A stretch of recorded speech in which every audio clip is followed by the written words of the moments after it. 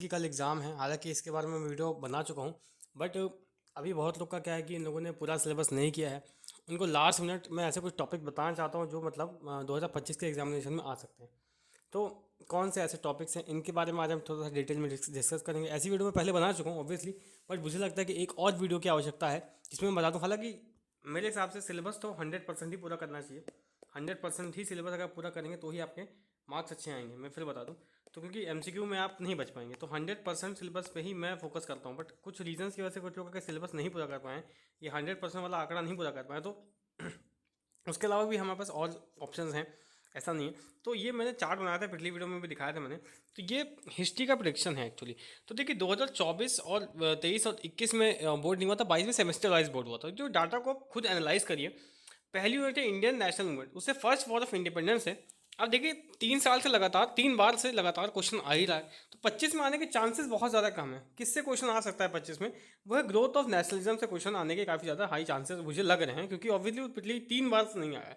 ठीक है, factor leading growth of nationalism, क्योंकि और देखिए फर्स्ट फेज भी इससे भी क्वेश्चन आ गया। तो मेरे हिसाब से जो सिलेबस का इंपॉर्टेंट पार्ट है, जो मुझे लग रहा है अभी, वो ये है कि यहाँ पे ये जो पूरा पार्ट है, ये वाला जो पार्ट आप देख रहे हैं, पार्ट बी वाला, जहाँ पे ब्रीफ मेंशन ऑफ कंट्रीब्यूशन वगैरह, इन सब का काफ़ी मतलब चांसेस हैं कि ये सब आएंगे। तो ये वाला पार्ट अच्छे से कर लीजिए। बाकी आप कुछ करिए ना करिए, अब किसी के पास अगर लास्ट टाइम पे टाइम ही नहीं बचा है या उसको रिवीजन ही करना है, तो ये कर लीजिए। ये मेरा डाटा का प्रेडिक्शन कहता है। ये वाली यूनिट काफ़ी इंपॉर्टेंट बन जाती है सिलेबस में, आप इस यूनिट को देख सकते हैं। मैं एक बार ये सब मिटा दूँ ताकि आप अच्छे से यूनिट को देख लीजिए कि मैं कौन सी यूनिट की बात कर रहा हूँ। ठीक है, ये काफ़ी इंपॉर्टेंट आपकी यूनिट बन जाती है। ये वाली यूनिट, बी वाली यूनिट, काफ़ी ज़्यादा इंपॉर्टेंट बन जाती है। ठीक, इसको आप ज़रूर कर दीजिए। हाँ, अब ए वाली यूनिट आने के चांसेस बहुत कम है, बट ऐसा नहीं कि आ नहीं सकती, but according to data it is very unlikely to come. ठीक है, अगर हम बात करें बाकी यूनिट्स की, यहाँ पे अगर मैं फर्स्ट फेज़ की बात करूँ, फर्स्ट फेज़ भी 2024 में आया हुआ है। फर्स्ट फेज़ देखिए काफ़ी गैप ले लेके ही आता है। तो मुझे नहीं लगता है कि मतलब वो 2025 में रिकर होगा, मतलब बेसिकली। बाकी फर्स्ट फेज़ और सेकंड फेज़ इसमें दोनों इंक्लूडेड है। बाकी हम बात करें mass movement and national movement 15 से लेकर 47, तो महात्मा गांधी जी का जो चैप्टर है नॉन कॉपरेशन मूवमेंट वाला, वो 2024 में तो नहीं आया। ठीक, 2024 में वो आकर नहीं हुआ है। देखिए यहाँ पे भी एक गैप था, फिर 3 बार लगातार आया था। तो मुझे ऐसा लगता है यहाँ पे एक गैप दे दिया है।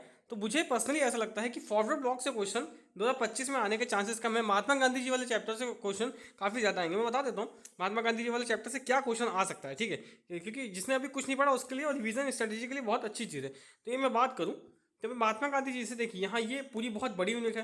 अब इसमें सबसे ज़्यादा इंपॉर्टेंट जो चीज़ें हैं जिससे क्वेश्चन सबसे ज़्यादा आने के चांसेस हैं, वो नॉन कॉपरेशन मूवमेंट ही है एक्चुअली। ये नॉन कॉपरेशन मूवमेंट और इसके कॉजेज वगैरह यही सब हैं एक्चुअली, देखा जाए तो। ठीक है, बाकी सिविल डिसोबीडियंस मूवमेंट से मुझे लगता है उतना क्वेश्चन शायद से कम चांसेस है आने के, एक तरीके से देखा जाए तो। ठीक है, बाकी हाँ इसमें और भी चीज़ें, सेकंड राउंड टेबल कॉन्फ्रेंस, देखिए अब यहाँ पे ना इन सब चीज़ों से क्वेश्चन वैसे भी रेयर आता है एक्चुअली, क्विट इंडिया मूवमेंट वगैरह से। या तो नॉन कॉपरेशन से आ सकता है या तो सिविल डिसोबीडियंस से आता है, जिसमें नॉन कॉपरेशन के चांसेस मुझे काफ़ी ज़्यादा हाई लग रहे हैं actually, according to the analysis of the paper. I am saying that आपके पास भी मैंने डाटा प्रोवाइड कर दिया, आप भी एनालाइज कर सकते हो। अब इसका मतलब ये नहीं कि 100% प्रोडिक्शन राइट हो जाएगा, कोई भी चीज़ 100% राइट नहीं होती है, बट डाटा के बेसिस पे हम फ्यूचर प्रिडिक्ट कर सकते हैं। Obviously we can not test the efficiency of the estimation till now. If the paper comes different tomorrow, then you can not से कि मैंने ये वाला ये मत पढ़ो। प्रॉब्लम इज दैट कि अभी आपने अगर कुछ नहीं पढ़ा तो इन सब पे ये वाली यूनिट पूरी कर लीजिए। बट तभी अगर पूरी नहीं करनी किसी को, तो अगर सिविल डिसोबीडियंस मूवमेंट और नॉन कॉपरेशन मूवमेंट वो कर पा रहा है, तो उसके चांसेस काफ़ी हाई होंगे। बाकी को रीड तो कर सकते हैं आप ना, रीड तो आप कर ही सकते हैं। आगे देखते हैं, फॉरवर्ड ब्लॉक के आने के चांसेस इस बार काफ़ी ज़्यादा कम है, क्योंकि वो पिछली बार आ चुका है। देखिए फॉरवर्ड ब्लॉक ये लॉन्ग आंसर्स के लिए है, ये सब प्रोडिक्शन किसका है? लॉन्ग आंसर्स के लिए मैं कर रहा हूँ, पहले बता दूँ ये किसके लिए है, कि भाई जितने भी लॉन्ग आंसर्स हैं उन्हीं के लिए मैं कर रहा हूँ, है ना। लॉन्ग आंसर्स के लिए मैं प्रोडिक्शन कर रहा हूँ, शॉर्ट आंसर्स के लिए प्रोडिक्शन ये नहीं है। तो all the long answers which are coming, the prediction is only for that only. तो 30 मार्क्स में आते हैं, जो काफ़ी स्कोरिंग भी होते हैं। इसमें 5 में से 3 क्वेश्चन करने होते हैं। बाकी एमसीक्यूज वगैरह में मैं एक एमसीक्यू का लास्ट वाला भी अपलोड कर दूंगा, एक मेरी वीडियो बची हुई है, उसमें आप देख लीजिएगा। एमसीक्यूज पूरे सिलेबस से आ सकते हैं। आगे हम डिस्कस करें, हालांकि ये भी अपना भी कर लोगे तो एमसीक्यू तो आपके हो जाएंगे, क्योंकि इन सबका वेटेज ऑलरेडी बहुत कम है। यहाँ पे देखिए जो ब्लैक वाले डॉट से इंडिविजुअल क्वेश्चन रिप्रेजेंट करते हैं, जो रेड वाले मतलब वो कलर है वो मिक्स क्वेश्चन रिप्रेजेंट करते हैं, यानी वो मिक्स होकर आए थे, उनको पूरा क्वेश्चन नहीं आया था देखा जाए तो। अब बात करें इंडिपेंडेंस पार्टीशन ऑफ इंडिया, वो भी 2024 में आ चुका है। तो चांसेस तो बहुत कम है कि 2025 में वो आए, और आएगा तो या तो मिक्स होकर आए, क्योंकि देखिए यहाँ पे गैप था। बाकी वो या तो मिक्स होकर आ रहा था, या तो मिक्स होकर आ रहा था, या तो इंडिविजुअल आ रहा था एक्चुअली। अब एक बार इंडिविजुअल आ चुका, तो या तो वो मिक्स होकर आएगा पार्टीशन ऑफ इंडिया और इंडिपेंडेंस, या तो नहीं आएगा। 2 चांसेस हैं।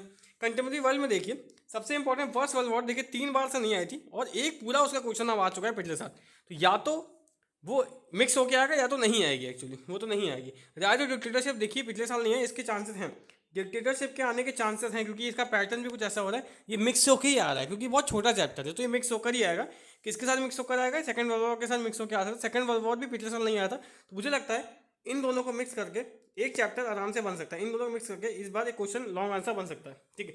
बाकी यूनाइटेड नेशंस की बात करूँ, पिछले साल आ चुका है, मिक्स होकर नॉन लाइव मूवमेंट का था, ये दोनों मिक्स होकर आ चुके हैं, ये दोनों क्या हो गए? मिक्स होकर आ चुके हैं। इसका मतलब है अब नॉन लाइव मूवमेंट का आने का चांसेस कम है। देखिए नॉन लाइव मूवमेंट कम ही कम आता है, एक बार आ चुका है फिर वो 2-3 बार छोड़ के आता है। इसका मतलब है जो अगला क्वेश्चन आपको देखने को मिलेगा, इसका ये मतलब है कि अब इस बार आपको यूनाइटेड नेशन से पूरा एक क्वेश्चन देखने को मिल सकता है।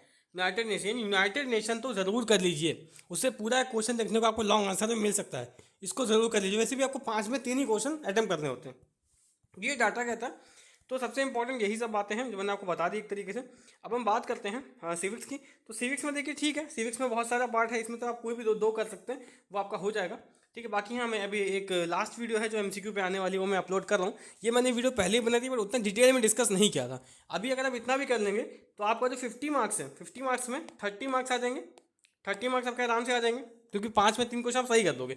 अब 30 मार्क्स उधर आ गए, और मान लीजिए आपका जो एमसीक्यू वगैरह आता है, अगर आपने थोड़ा बहुत भी पढ़ाई कर रखी होगी तो मान लीजिए एमसीक्यू भी आपका है, और मतलब वो बाकी जो 50 मार्क्स में तो देखिए 20 मार्क्स तो सिविक्स है, और फिर उसके बाद बाकी जो बचते हैं आपके एक तरीके से 30 मार्क्स आपका ये हो गया, और बाकी 30 मार्क्स का मतलब मिक्स होके 10 नंबर का आपका 16 मार्क्स का वो आता है एमसीक्यू, एंड 14 मार्क्स का आपका लॉन्ग आंसर आता है। तो ये भी है, ठीक है। बट एमसीक्यूज आप कर लोगे, ठीक है। मैं एमसीक्यूज एक और मतलब अभी कराने भी वाला हूँ, एक सेशन एमसीक्यू का बचा हुआ है, उसको भी आप कर लोगे। चलिए ठीक है, थैंक यू। और यही थोड़ा सा क्रूड प्रोडिक्शन है, ऑब्वियसली एग्जैक्ट प्रोडिक्शन कोई नहीं कर सकता, बट ये मैंने, और मुझे लगता है हिस्ट्री में तो कोई प्रोडिक्शन करता भी नहीं है, बहुत रिस्की रहता है एक्चुअली। बट अभी मैंने डाटा को कलेक्ट करके मेहनत करके आपको प्रोडिक्ट करके बताया है।